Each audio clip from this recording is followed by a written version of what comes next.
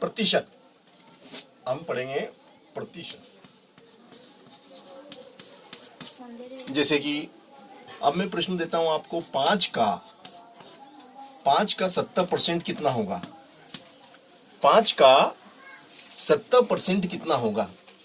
अब 5 का 70% हमें निकालना है।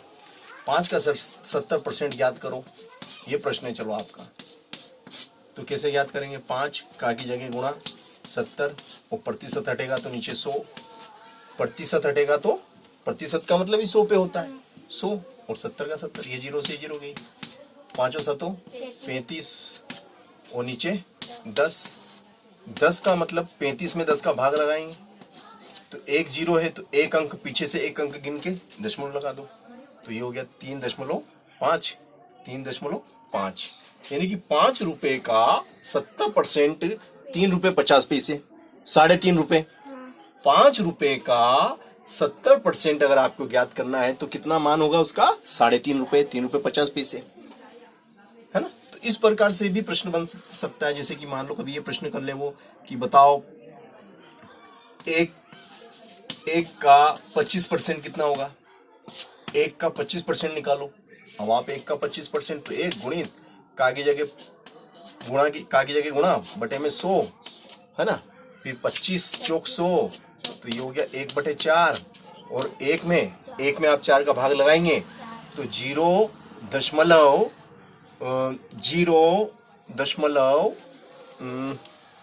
देखो 1 में 4 का भाग लगा के देख लेते ना अपन,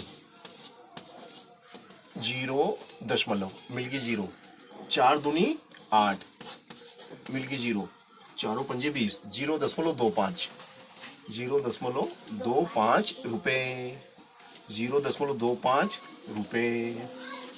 1 रुपए का 25% कितना? 0.25 रुपए, या फिर हम ये कहें कि 25 पैसे, या तो हम ऐसा भी कह सकते हैं कि 25 पैसे, 25 चौक 100 पैसे। 1 रुपया मतलब कितने पैसे? 1 रुपए का मतलब 100 पैसे, 100 पैसे तो 100 का 25% तो 25 पैसे, है ना। तो ये इस तरीके से प्रश्न किए जा सकते हैं। चलो अब इसको अगर ऐसा कर दे हम कि 3 का 25% निकालना हमें, कितने का? 3 का 25% कितना होगा बताओ? तो 3 का 25% हमें निकालना है। 3 का 25%, 3 25 बटे 100, 25 चौक 100, 3/4 और 3 में 0 मिल गई 0, तो 4 7 28 बचेंगे 2, 4 पंजे 20, 75 पैसे, 75 पैसे या 75 रुपए, सॉरी 0.75 रुपए, 0.75 रुपए बोलो या 75 पैसे बोलो, 75 पैसे भी बोल सकते हैं आप। 75 150 150 दूना 300, 300 पैसे, ठीक है। ये भी एक तरीका है ना। चाहो तो अब पैसे में बोलेंगे तो क्या बोलेंगे? 75 पैसे, और रुपए में बोलेंगे तो क्या बोलेंगे? 0.75 रुपए, 0.75 रुपए, है ना। जब रुपए में बोलेंगे तो इस तरीके से बोला जाता है। तो इस तरीके से आपको किसी का भी प्रतिशत निकालना हो तो प्रतिशत कैसे निकाला जाता है ये आपको मालूम होना चाहिए, ठीक है ना। अब जैसे कि मैंने कोई भिन्न लिखी, मैंने लिख दिया मान लो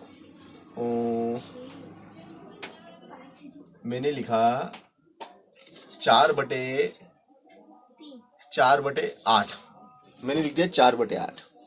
अब ये भिन्न लिखी मैंने, 4/8 क्या है? ये एक भिन्न है ना। अब इसको हमें प्रतिशत के रूप में शो करना है कि 4/8 जो एक भिन्न है इसका प्रतिशत में इसको निरूपित कीजिए, इसको प्रतिशत में दर्शाइए। इसका मतलब क्या हुआ? 8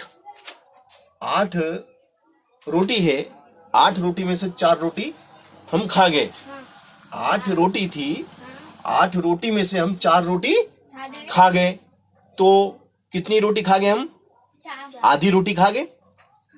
8 बनाई, 8 में से 4 खा गए, तो आधी जितनी थी उसमें से आधी, जितनी रोटियां थी उसमें से आधी रोटियां हम खा गए, मतलब 50%। 100% में से 50% हम खा गए, समझे कि नहीं? हाँ, तो ये परसेंटेज में हमें कैसे दर्शाना है? 4/8। 100 का ऊपर भी गुणा करो, 100 का नीचे भी गुणा करो, ठीक है? 100 का ऊपर भी और 100 का नीचे भी। अब 4 से इसको काट दो, 4 दूनी 8। अब 2 से इसको काट दो, 2 पंजे 10 और 0 की ये 0 उठ के आ गई। 2 से 10 कट गया 5 बार और ये 0 की 0 उठ के यहाँ पे आ गई। अब ये कितना हो गया? 50/100 बराबर में कितना हो गया? 50% उत्तर होया कि नहीं हुआ? 50% उत्तर आया कि नहीं आया?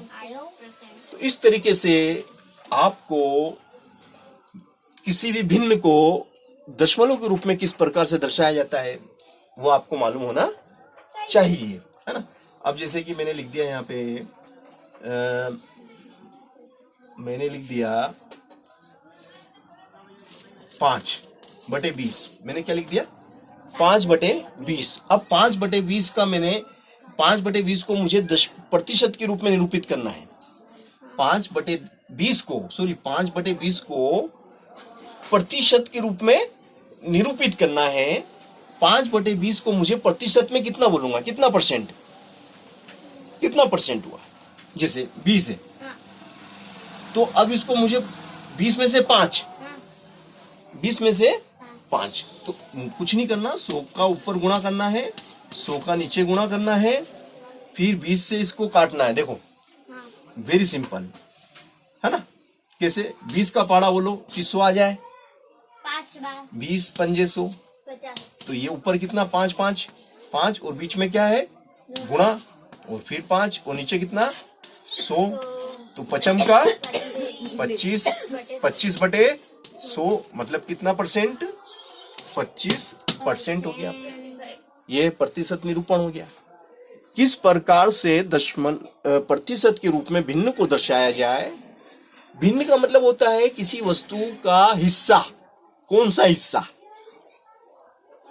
ठीक है ना? अब अगर मान लो मैं 5 की जगह 4 लिख देता, अगर ये सवाल इस तरीके से होता आपका, ये सवाल अगर इस तरीके से होता कि 4/20, अब इसका दशमलव प्रतिशत में निरूपण करना है। 4/20 जो एक भिन्न है, 4/20 जो एक भिन्न है, इसको हमें प्रतिशत के रूप में निरूपित करना है। तो हमें सबसे पहले तो ऊपर भी 100 का और नीचे भी 100 का गुणा करना होगा, ठीक है? 20 से 100 कटेगा, 20 पंजे 100।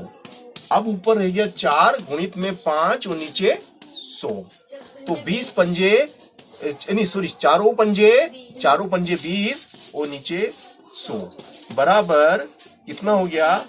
20%। 20% आपका आंसर आ गया। कठिन है क्या? नहीं, अगर आपको ऐसा लगता है कि नहीं सवाल कठिन है तो आप मुझे बोल सकते हैं, आप मुझे बता सकते हैं। अब जैसे मान लो मैंने कोई संख्या लिख दी, मैंने लिख दी 3/5। क्या लिख दी? 3। अब इसको मुझे प्रतिशत के रूप में बोलना है कि बताओ 3/5 कितना परसेंट?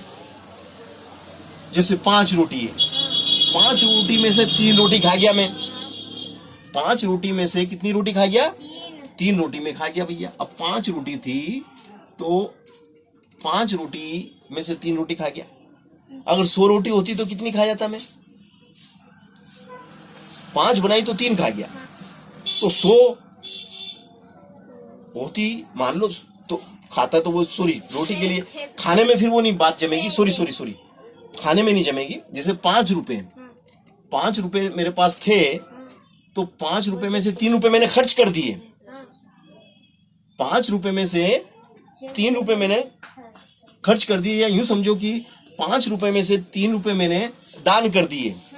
5 रुपए में से 3 रुपए दान किए। अगर मेरे पास 100 रुपए होते तो 5 रुपए में से 3 रुपए मैंने दान कर दिए, 5 में से 3 दान कर दिए, 100 होते तो कितने दान कर देता मैं? तो इसको 100 बनाने के लिए हमें कितने का गुणा करना पड़ेगा? इसमें 5 को 100 बनाने के लिए कितने का गुणा करना पड़ेगा? 5 को मुझे 100 बनाना है।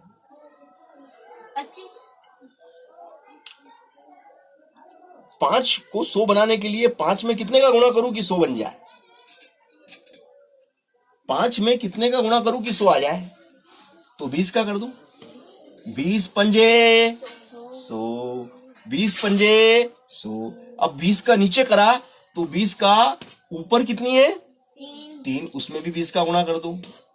20 दिया 60 और 20 पंजे 100। और ये प्रति 100 हटेगा तो क्या का निशान आ जाएगा? 100 हटेगा तो क्या का निशान आएगा? प्रतिशत का। 100 हटेगा तो प्रतिशत, 100 हटेगा तो प्रतिशत। तो इस तरीके से प्रतिशत में कैसे लिखना है, भिन्न को प्रतिशत में कैसे निरूपित किया जाता है, वो मैंने आपको बताया। कठिन था क्या ये? आपको कठिन लग रही है? अगर मान लो ये सवाल इस तरीके से होता, चलो पहले तो अपन इसको थोड़ा सा साफ करते हैं फिर करेंगे। ये सवाल आपका अगर ऐसा होता 7/10 कितना होता? अब इसको मुझे प्रतिशत के रूप में इसे बताना है। किस रूप में बताना है? प्रतिशत। तो प्रतिशत में बदलने के लिए मुझे नीचे कितने लाना पड़ेंगे? इसको मुझे 10% के रूप में निरूपित करना है। अब प्रतिशत के रूप में निरूपित करने के लिए मुझे नीचे कितना चाहिए? मुझे नीचे 100 चाहिए। जब भी तो 100 में से, प्रतिशत का मतलब क्या होता है? 100 में से। तो इसको 100 बनाना है, तो इसको 100 बनाने के लिए मुझे क्या करना पड़ेगा? 10 का गुणा करना पड़ेगा। 10 में 10 का 10 धाम 100, तो 10 का नीचे करेंगे तो 10 का ऊपर भी हो जाएगा। तो ये हो जाएगा 10 सते 70, 70/100। 70/100 का मतलब कितना हुआ? 70%। है ना दिमाग वाली बात? Power of mind, power of mind, दिमाग का पावर। चलिए, अब इसी प्रकार से अगर ये सवाल इस तरीके से होता मेरे पास, ये सवाल होता हमारे पास 4/5 होता। क्या होता है?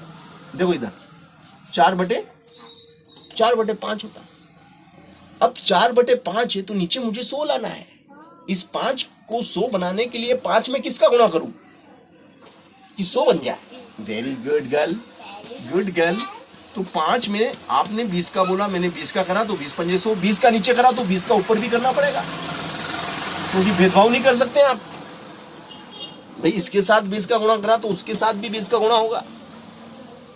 भारत का संविधान है, भारत के संविधान में भेदभाव नहीं होता भैया, है ना?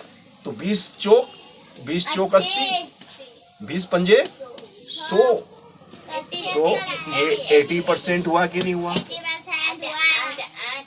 चलिए, अब दूसरा सवाल अपन लेते हैं, जैसे 10/20, 10/20, 10/20।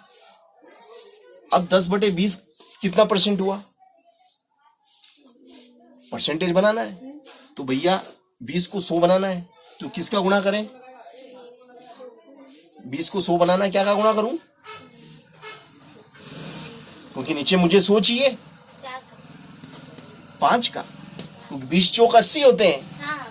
तो 5 का नीचे तो 5 का ऊपर, तो 10 पंजे 50 और 20 पंजे 100।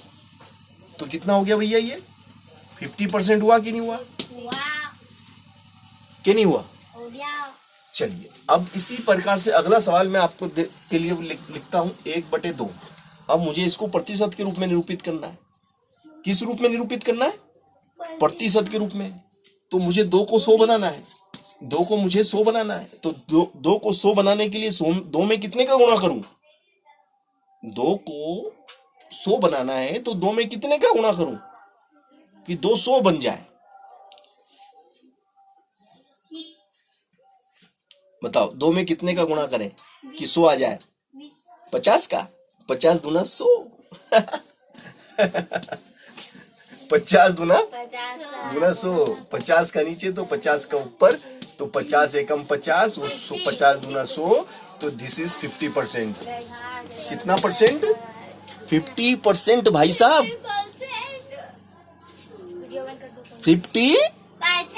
50 प्रतिशत, परसेंटेज, अब जैसे कि मान लो कोई संख्या मैंने लिखी, मैंने लिख दिया 25। अब 25 में से मान लो मैंने 10, बताओ 25 में से 10 कितना परसेंट हुआ? 25 में से 10,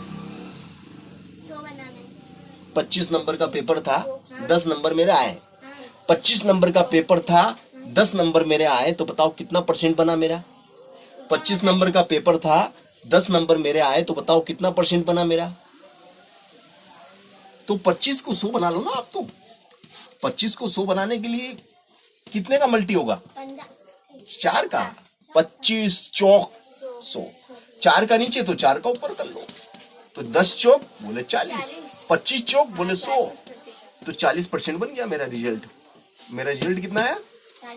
40%। बाउंड्री पे पास हो गया मैं, बाउंड्री पे पास हो गया, नाक कटने से बच गई, है ना? तो नाक बचाना बहुत जरूरी है भैया, है ना? नाक की तो महत्वपूर्ण होती है ना? चलिए अगला प्रश्न है आपका। जैसे मान लो 25 नंबर का पेपर है, सुनना मेरी बात। वो 25 में से आपके मान लो 14 नंबर आ गए, तो बताओ कितना परसेंट बना आपका?